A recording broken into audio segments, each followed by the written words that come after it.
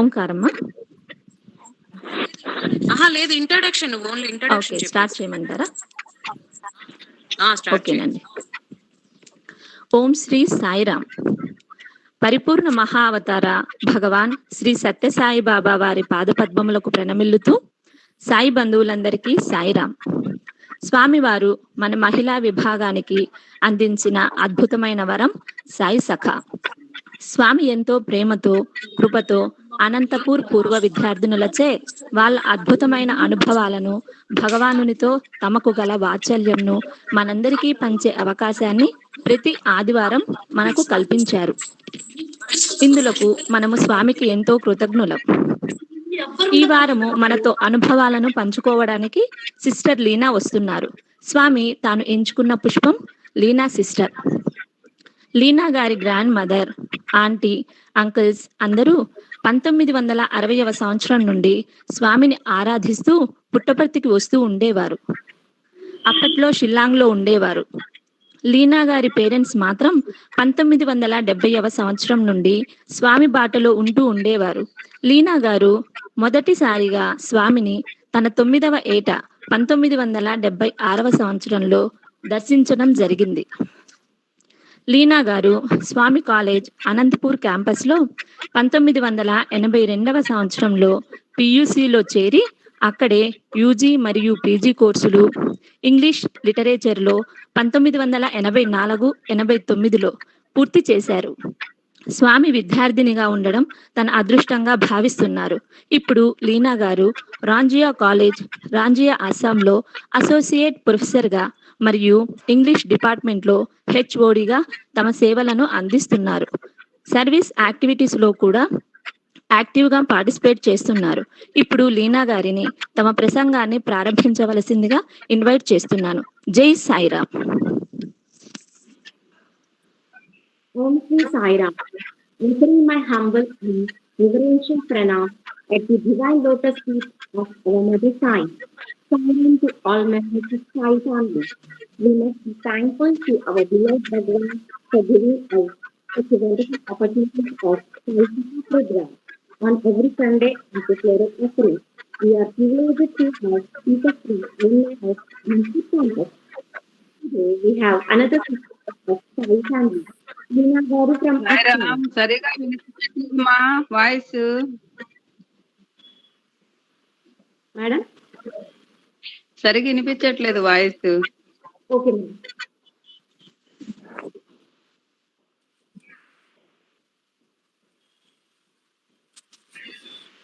Om Sri Sairam. Madam, is it clear? Yes, I can hear. Madam, is it clear? Yes, it's clear. We can hear you. Thank you. Om Sri Sairam, offering my humble and reverential pranam at the divine lotus feet of our Mother Sai. Sairam to all members of Sai family. We must be thankful to our beloved Bhagwan for giving us such a wonderful opportunities of Sai Saka program on every Sunday as a floral offering. We are privileged to have speakers from alumni of Anantapur campus. Today, we have another sister of Sai family, Leena Garu from Assam. Sister Leena Garu's grandmother, uncle, and aunt were devotees of Bhagwan and came into Swami's fold in early 60s in Shillong. But Leena's family were introduced to Swami in early 70s. She had her first glimpse of Bhagwan at the age of 9 in 1976. She joined in Sri Satya Sai Institute of Higher Learning, Anantapur campus in 1982 for a PUC. Later, she completed UG and PG English during 1984 to 1989. She was very fortunate and blessed enough to be a student of Swami. Presently, Sister Leena is working as Associate Professor and HOD in Department of English, Rangia College, Rangia, Assam. She is rendering her services as a part of Sri Satya Sai alumni of Assam. So, I request Leena sister to share her experience with our beautiful God, Bhagwan Sri Satya Sai Baba. Jai Sai Ram. Om Shri Sai Ram. My humble pranams at Swami's divine lotus feet and Sai Ram to all of you tuned in here today.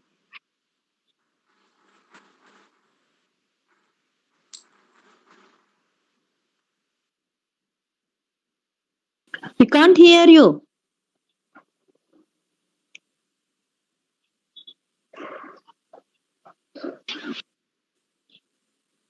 Sairam, no voice.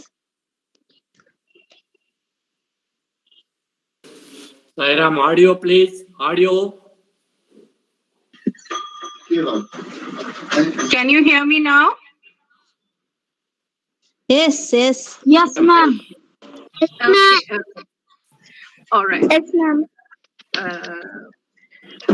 I would first like to thank Sri Satya Sai Seva Organization, Andhra Pradesh Mahila Wing, for giving me this opportunity to share my experiences with all of you.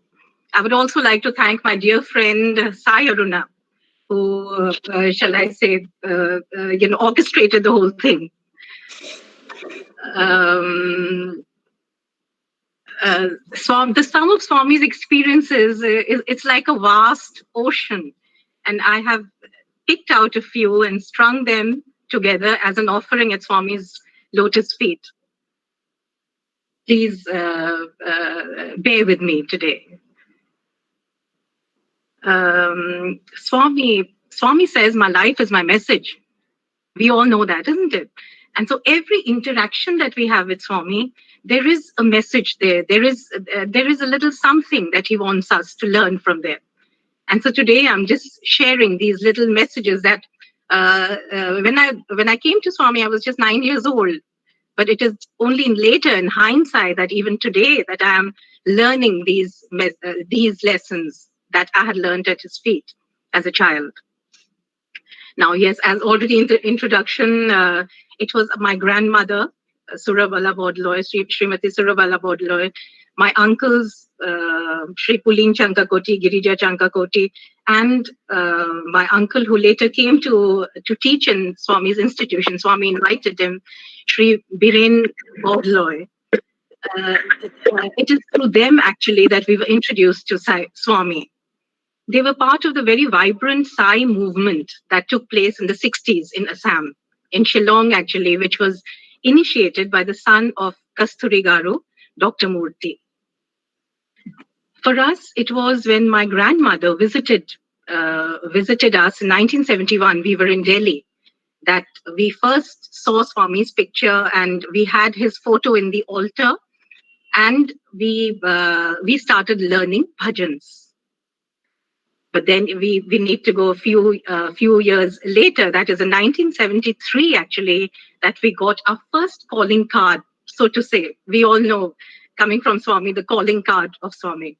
My father was posted in Udhampur, that is Jammu and Kashmir, Himachal Pradesh, and Jammu and Kashmir in Udhampur, and not Himachal, Jammu and Kashmir. And our neighbors were Sai devotees.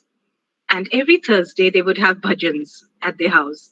So we would also join them. My mother would join them, and we children would also join them there. And a little while later, sometime after this, my mother discovered a packet in her altar. It was a newspaper, sort of a newspaper, old newspaper, and the script looked as if it was from the south. And she opened it, and she saw that it was haldi inside. So my mother wondered, from where did this come? So she approached Auntie Maman Singh, our neighbor, and Auntie Maman Singh was thrilled, and she said, "Oh, this is Swami has visited your home. So and you must all mix it with milk and drink it as prasad." So my mother did that. She mixed it, and we all partook of it as prasad. And then we were wondering what is written in that in the print, in the newspaper print. So my father, he had an officer from the south in his battalion, Captain Reddy. So my father approached him, and uncle then read it, and he said, "It is the story of the prodigal, biblical story of the prodigal son." We all know that story. Do you know the story, children? Where the biblical story, where there was a very wealthy man who had two sons. One was very dutiful, and the second one, who was very naughty. So he took away all the money from his father, and he said, "I'm going away. I'm leaving home." But he left home, but he squandered all his money, and then he thought that I don't have money now. I need to come back home. So he came back penniless, thinking that maybe my father will take me as a servant. But when the father saw the son, he was overjoyed, and he welcomed him and he threw a celebration. So this is a story of the prodigal son or the lost son. And this was a story that was printed in that newspaper. So this was a first calling card. Meanwhile, my grandmother and my uncles had already tasted Swami's love, and my grandmother wanted us also to experience it. So in 1976, she came to. This was in January 1976, early. She came to our house. We were posted. My father was posted in Agra then. My father was in the army, by the way, so that's why we were transferred every other year. So she came to Agra, and she said that no, we must all go to Puttaparthi, and that she would take us. Now my father was very reluctant. He did not want to meet God men, so he dilly-dallied, and somehow he wouldn't book the tickets. And we were very upset. We were very despondent. You children would know when you want your parents to do something and they don't do it, how angry you get. So we were very angry. We were about 9. I was about 9 then. So, but one day my father came home with a very strange look on his face, and he said, "I think we have to go to Puttaparthi." So we said, "What happened?" And then he showed us a telegram, and there it was written, "Come immediately, Baba." We were stunned. How did Baba know? How did this happen? We were too new to know about the ways of Swami at that point of time. So it was arranged. Swami arranged it for us. We contacted our cousin brother who was there in Vrindavan at that time, very close to Swami, Sri Rupak Chankakoti, Dr. Rupak Chankakoti. And we said, "We are coming. This is what has happened." And we booked the tickets, and immediately we were going about a few days later immediately. But Swami, we all know that Swami throws us tests. So on the fateful day that we were supposed to go, my father didn't come home. Our train was at 9 o'clock at night, and my father didn't come home till 8:30. And we were thinking that again, we will not be able to see Sai Baba. We used to call him Sai Baba. Then he was not Swami. Swami was later. So, but my father landed at 8:30, and then we all packed into the car, but the car wouldn't start. So we were so tense. We were crying. We children were crying. We said, "Oh no!" And then by the time somehow we managed another car, but it was already 9 by the time we left home, and we thought that no, we've missed this opportunity. But you know what happened when we reached the station? The train was 2 hours late, and we were thrilled. This was the first-hand experience we had of Swami's hand in everything of our lives. We settled into the train. That night, my mother had a dream where she dreamt that Swami was standing in front of a wooden door, a big wooden door, as though waiting for us. And my grandmother said that, "Oh, Swami has blessed us." And we were so thrilled about the whole thing that we are going to Sai Baba at last. And we reached Bangalore, but instead of going to Vrindavan, straight to Vrindavan, again, my father, he checked into a hotel. And it is only later that we went, in the evening, that we went to Vrindavan.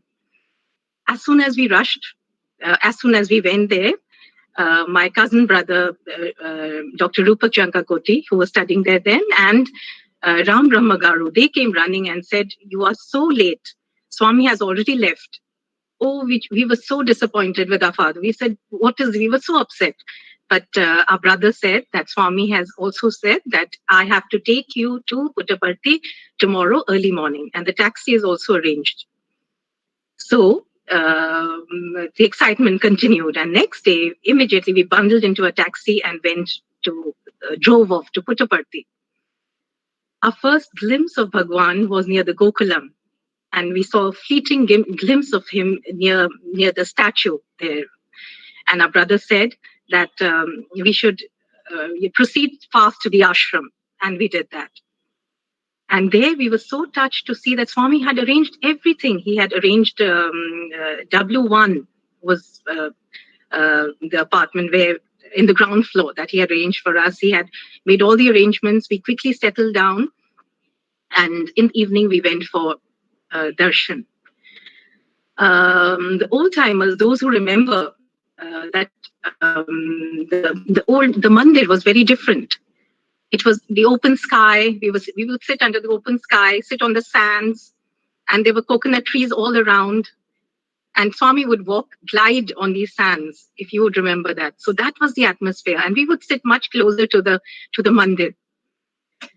So we settled ourselves. We sat down there, and we saw our father coming to the veranda, calling us, and we all immediately got up and went towards the veranda. We climbed onto the veranda, and there we saw that Swami was waiting. Swami was waiting exactly, and this was the exact position that in my mother's dream. He was waiting by the interview room door, waiting for us over there. We all went in. You can imagine the excitement. I was 9, my brother was 12. Sister was also very young at that time. We children and my grandmother. Finally, Swami had called us to him. I cannot even describe when we went into the interview room. It was like being bathed in a sea of love. We stood there, and Swami huddled around Swami, and it was like a homecoming. And as if Swami wanted to welcome us, and he asked my brother to cup his hands, and he created a laddu, a bundi laddu, and then he crumbled it. My brother held his hands. He created that, and then crumbled it and gave it to each one of us standing there. And then he said, "Sit." He asked us, and we all settled down. And he wanted to be as close to us as we wanted to be close to him. So he sat down on his footstool. From the chair, he sat down on his footstool. And he was amongst us, as if, with friends, we were sitting around him. And he looked deep into our eyes. And you know what he said? He said, "Tum humko nahi janta hai.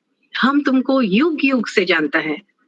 You don't know me, but I know you. I have known you for ages, for eons." It sent a thrill down our spines, the way it did. The story of the prodigal son rang a bell, that we had come back to our father once again at his feet.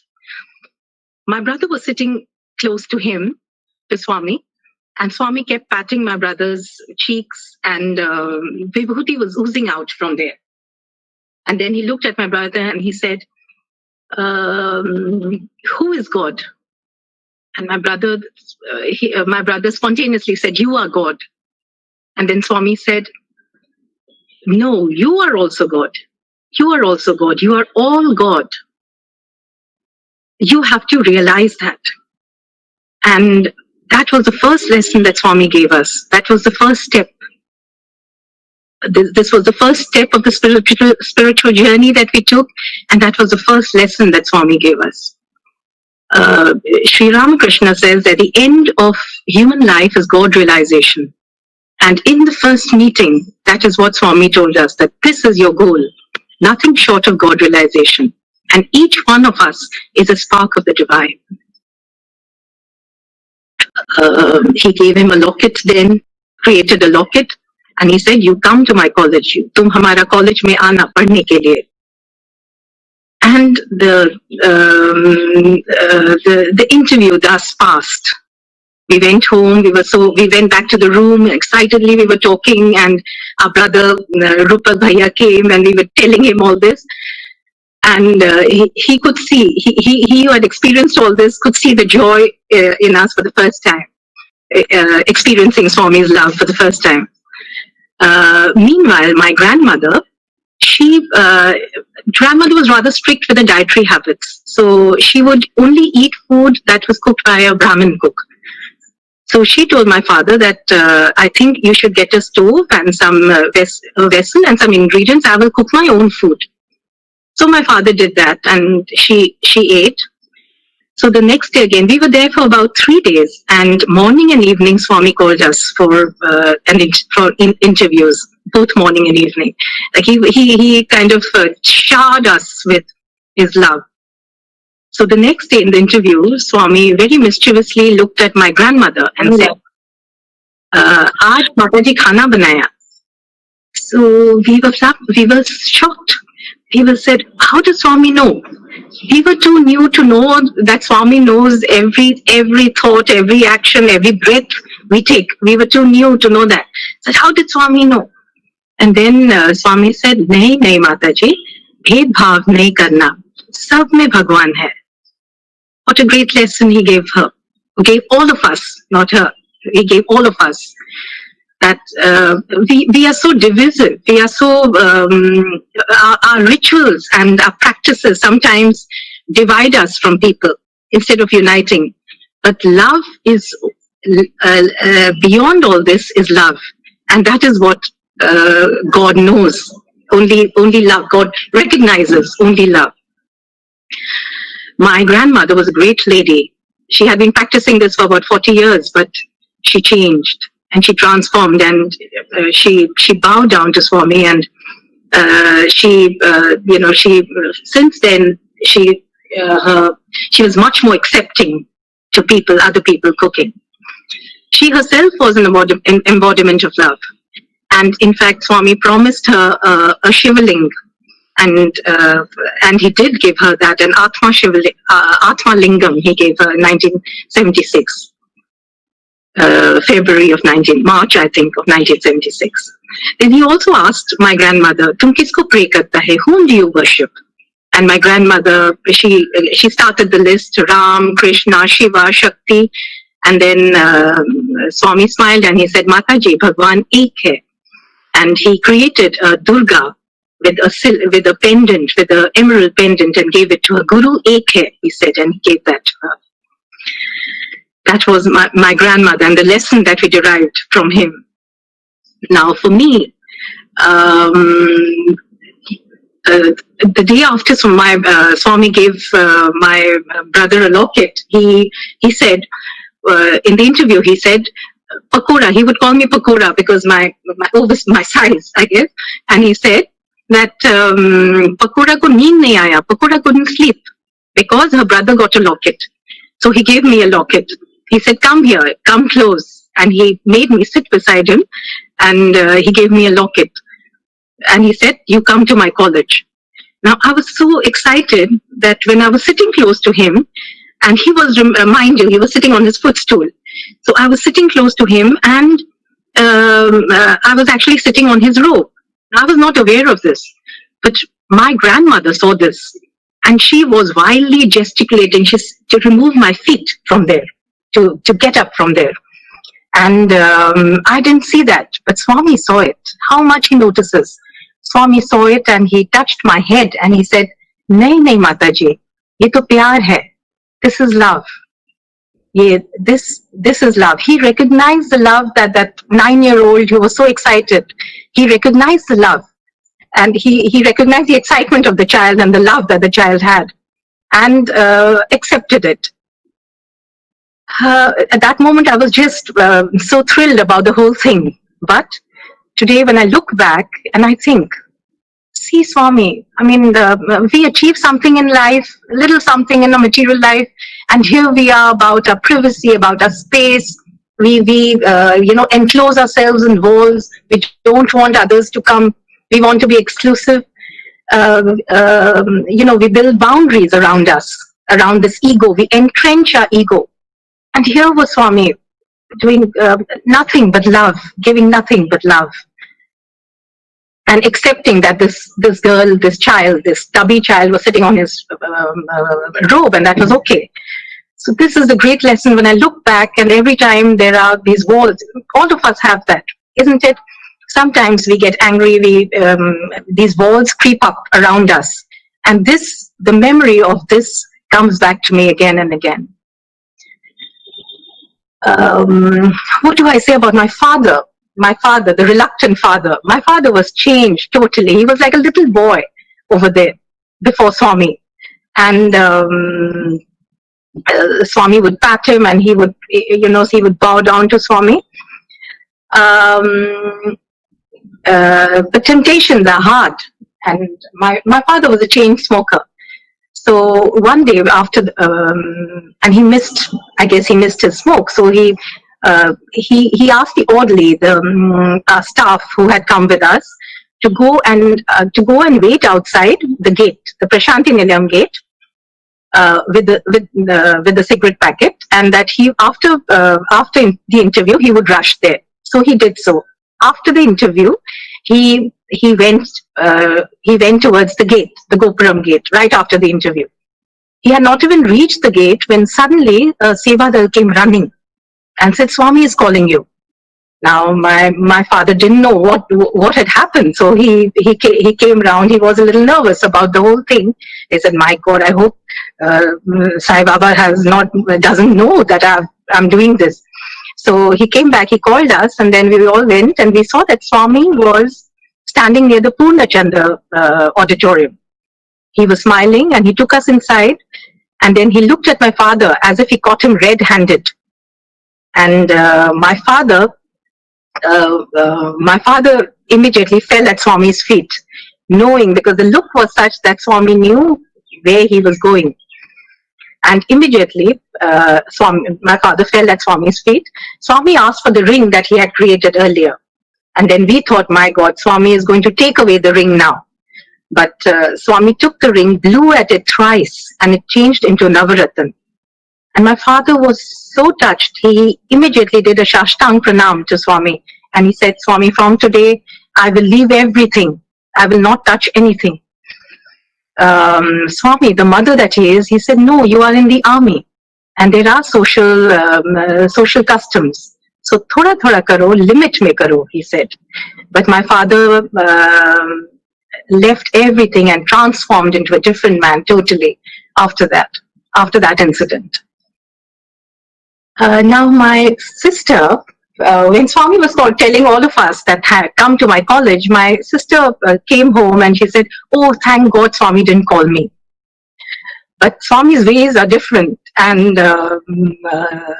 the irony is that she was the first amongst us to come to Swami's college. And now, even after 40 years, she's serving him. She continues to serve him in Puttaparthi. Strange are his ways. Swami gave her a pen, and he said, "Study well." And then he, right after that, we wanted Swami to sign a photograph, and then she gave the pen, but Swami said, "This is new. It will not write." But when she went back to the room, she saw that it was three-fourth full. The ink was three-fourth full, and in fact, she wrote all her board exams with that pen. We were wondering, why did Swami give her a pen? We were talking in the room, and then she said, we didn't even know it. She said that she had been wanting a pen, and that she was actually looking for a pen in Bangalore. She wanted to buy one. Swami knows the wishes in the recesses of your heart. He knows that. Remember, children, everything that you wish for, every thought of yours, Swami knows. She had not shared that to anybody, but he knew, and he gave it. When we came home, our house was transformed. It was like a mandir. Our day began with Suprabhatam, Omkar. My parents joined the Samiti, we joined the Bal Vikas. We even had a room allocated specially for Swami. And it was like the whole house was centered on Swami. It was such a house. And any holiday that we had, we would just rush to Parthi or Vrindavan. Swami had called us for the summer course, and we went for 77, 78, 79. These 3 summer courses. And during the course of this, I would like to just narrate 2 incidents that happened during this time. For the old timers, if you remember the old Vrindavan, the old mandir, you would know that to enter that is like to enter Krishna's Vrindavan. It was filled with orchard trees, there were orchards around, and Swami would play like Krishna, you know, in the sense that there was the staircase, of course, where all the brothers would wait, and there was another window that looked on towards where Sai Gita was tied, and there was another window that was towards dormitory, that side behind.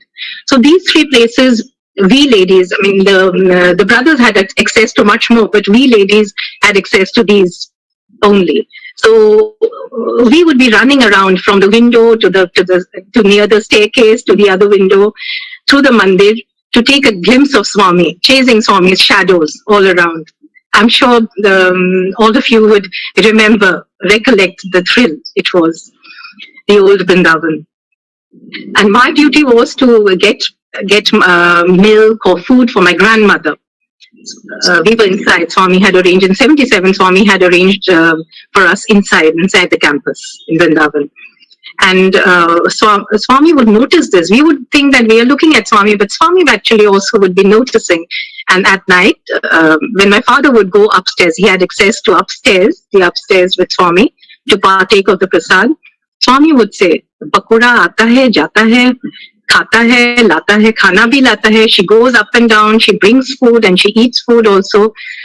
And my father would come in the evening and tell all this, whatever Swami has said, and it would give all of us such a thrill. Now, it so happened that in 1979, the summer course, I was given, though I was 12, I think, but I was given a badge. But when the sari distribution happened, I was left out. Swami distributes saris for the valedictory function. He gives saris to everybody. Somehow I was left out. And I was so upset about the whole thing. I pestered my father. My father tried to tell Swami, but somehow that opportunity never arrived. I even told my brother. Everybody was in the family was saying, that I hadn't got a sari. And I was hoping against hope that Swami would somehow listen to my prayers. It didn't happen. The last day, the procession came, and I was standing there in the odd sari. So to hide myself, I stood in the middle of the line so that Swami wouldn't see me. And I thought that the procession would start and we would just carry on to the auditorium. We were all waiting. Swami came and he walked along the waiting procession. And I was trying to hide myself because I didn't want Swami to see me like this. But Swami saw me and he called out. And I was so scared. I thought, my God, now he's going to shout at me. But his eyes were full of concern and he said, "Tumko sari nahi mila? You did not get a sari?" I said, "No, nahi, Swami." And then immediately he turned to to the brother, who happened to be, again, my cousin brother, Hirak Chankakoti, and he asked him to get a sari. He asked my cousin sister, Dipali Chankakoti, to go and help me change. And we rushed to the dormitory close by, and somehow she helped me, and we came rushing. I thought, now the procession must have left. But lo and behold, the Lord was waiting there. He had stopped the procession and did not start it till I joined it. Now when I look back, then it was a thrill that Swami, my Swami loves me. But now when I look back, it was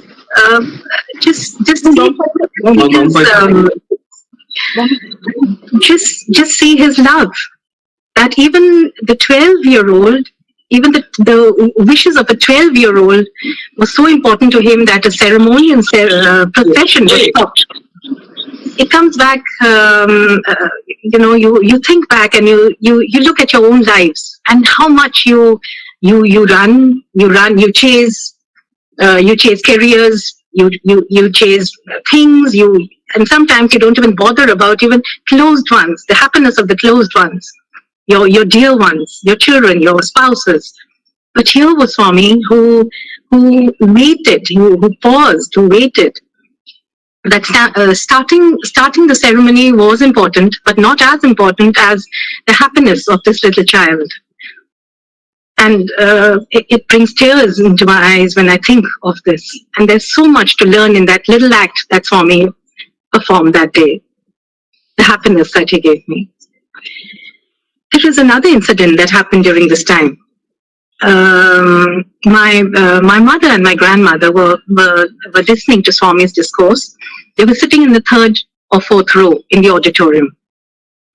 And Swami was giving his discourse and they were sitting. As the discourse was going on, my auntie, Srimati Hemalata Chankakoti, was no more. She felt uneasy. She was a heart patient. And my mother was massaging her back. And suddenly Swami stopped. Swami stopped his discourse, came forward, gave his glass to my mother and said, "Pani pilao," give her water. And my auntie, not wanting to drink from Swami's glass, my mother poured it out in her palm and was somehow giving it to my auntie. But Swami said, "Glass se pilao," he said, give her from the glass. Look at that. And my auntie had to drank it thus, and she was much better after that, even though she was admitted in the hospital and Swami would go and visit her during the time. Look at that incident. I mean, Swami, even though he was giving the discourse, he could still see the pain my auntie felt. And not only that, he came forward and he gave his own glass, and he insisted that the glass that my mother pour it in her, give the water in the glass. How many of us? Most of us, if we come back and look at ourselves, when we are busy with something, first of all, we don't even see the other person. We are so obsessed with our own selves. We are so obsessed with our goals. We don't even see. And when we do see the pain of others, we generally wait for somebody else to help out. Remember, there were sevadals all around. Swami could have just given a look with the eye. But he did not. He did not wait. He did not wait for anybody else to come forward. He stepped himself. Children, this is a great lesson for us to learn. That don't wait for somebody else to come forward. Seva is spontaneous, where you come forward to help others. This is that great lesson that Swami gave that day.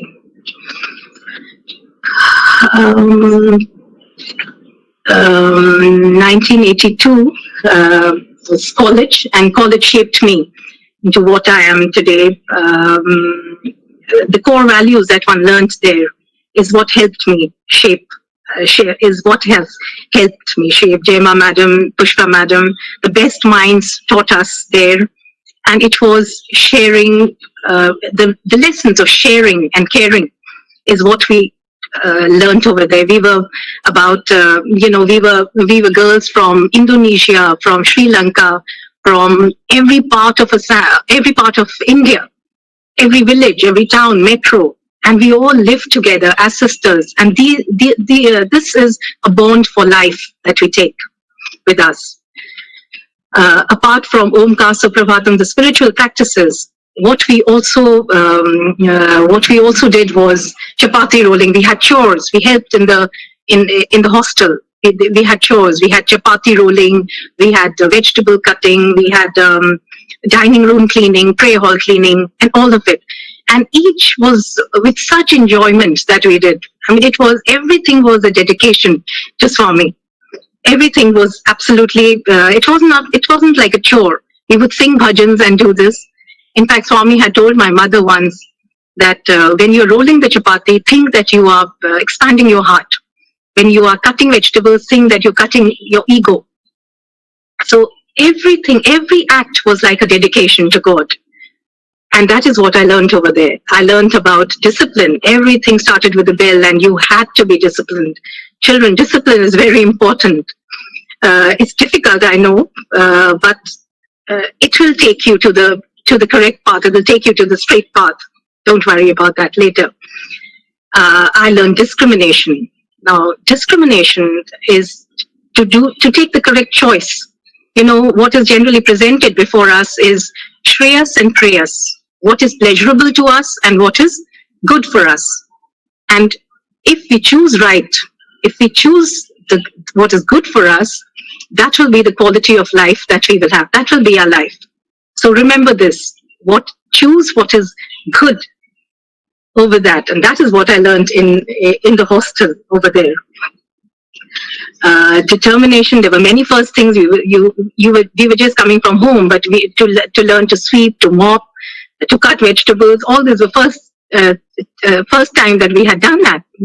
We were doing it, and so there was determination to do that too. And above all, of course, devotion to Swami.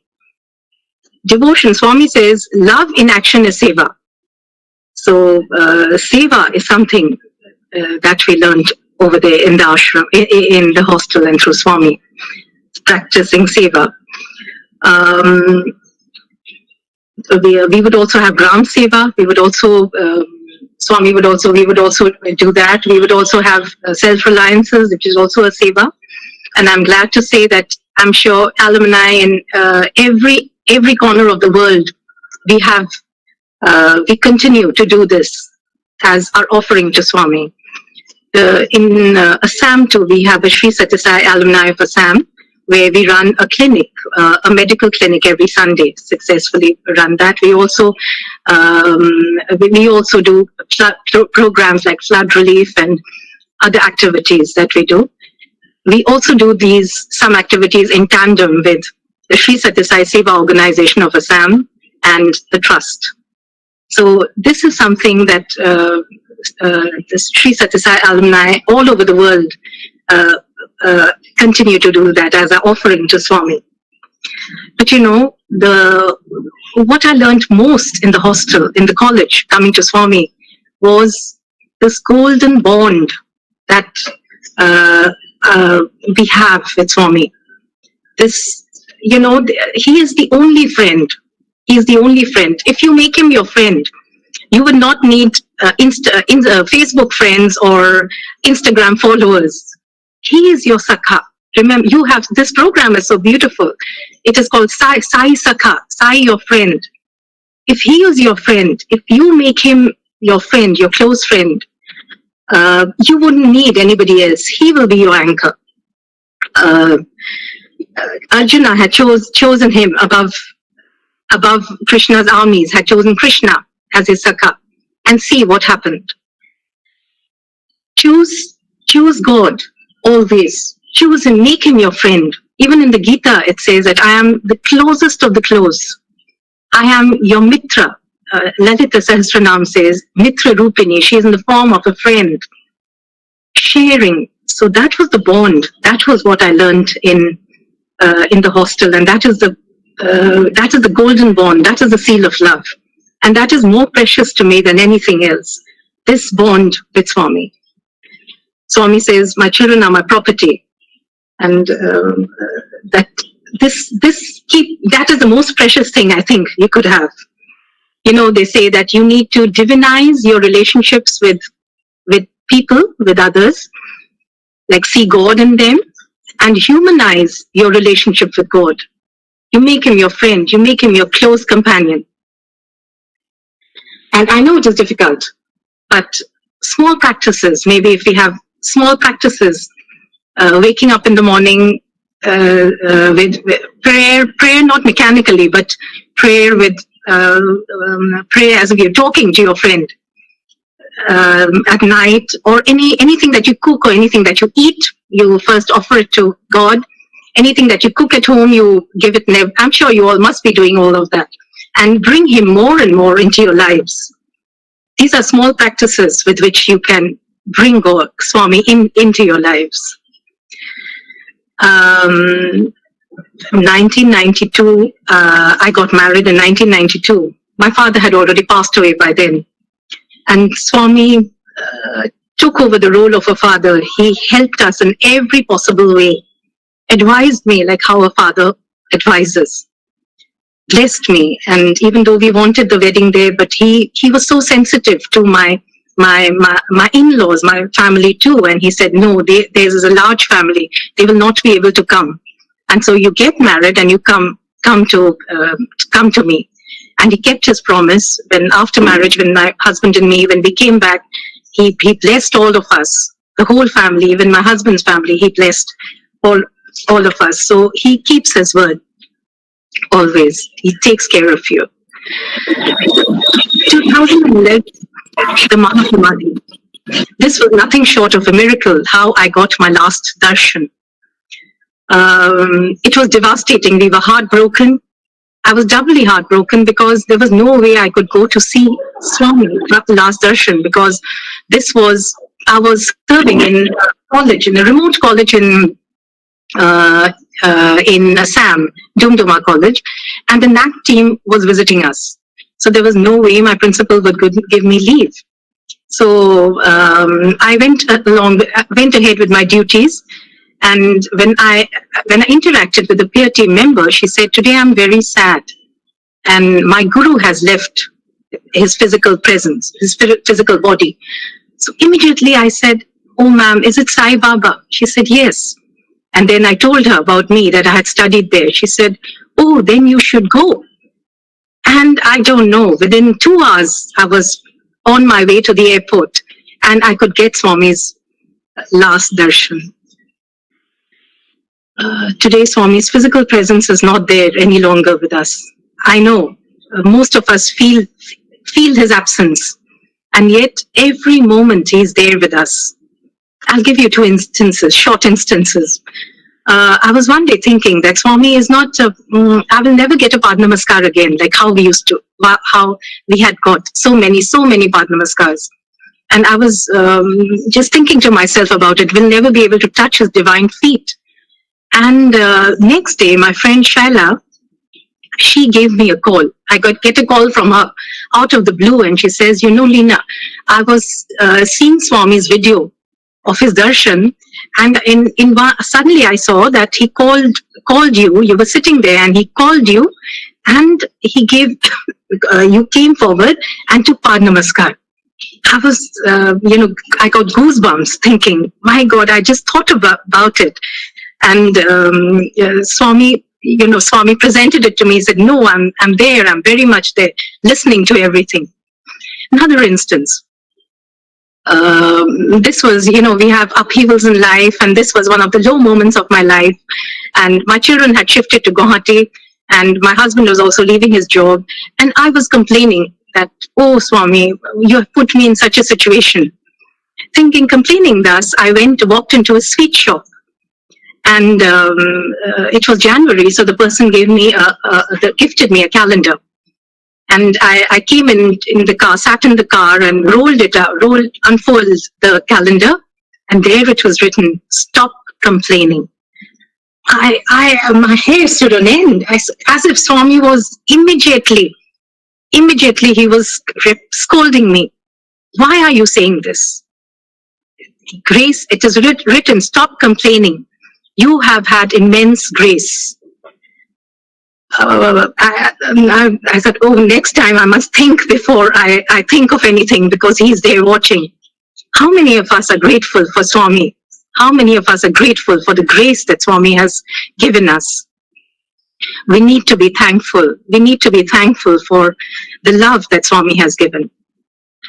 Swami says, "My life is my message." We need to live the message. And the message is nothing but love, love, and love. To love, somebody had asked Swami, "What is the highest form of God?" And Swami had said, "Love." They had asked, "What about bad personalities?" And Swami said, "That is temporary, only bad habits. Heart is good." We need to see beyond the apparent. We need to see beyond the disparity. We need to understand Swami's love. We need to give back the same love. During this Corona times, the time of the COVID pandemic, as we are in this lockdown, and it is ironical again that as we are in lockdown, nature is healing, because we have taken so much from nature. Now is the time to give more than take. I think now is the time to give back and to give his love. to everybody to carry forward this legacy of love that Swami has given us. I would like to end my my session with a prayer that may Swami bless us, may Swami hold us in the palm of his hand. May we feel Swami's presence always. May he be with us, may he keep us safe, and may he always shower his love and light on us. With that, I conclude. Sai Ram. Sai Ram.